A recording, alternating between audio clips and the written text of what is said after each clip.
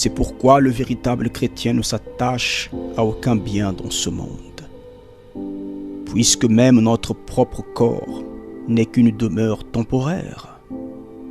Si vous êtes né de Dieu, alors vous comprenez notre langage. Tout ce que vous voyez va être détruit.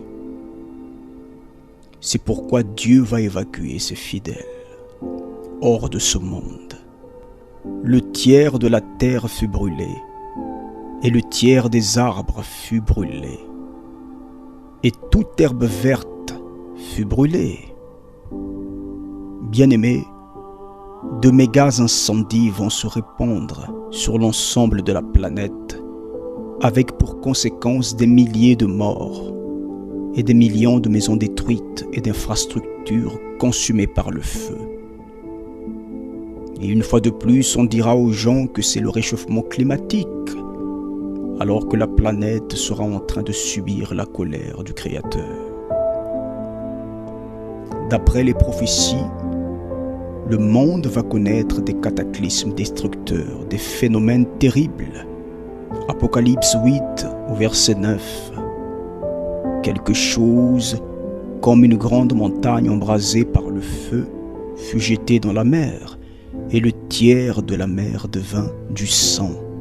Le tiers des créatures qui étaient dans la mer et qui avaient vie mourut, et le tiers des navires périt. Apocalypse 8 au verset 11.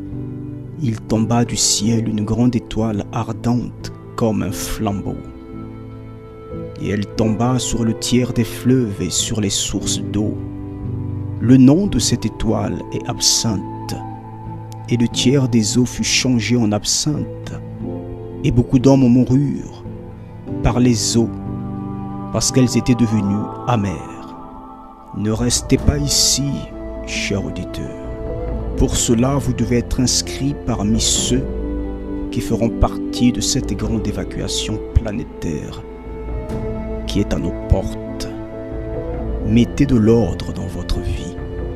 N'ayez aucune dette envers le diable dans votre conscience. Marchez dans la pureté et la sainteté.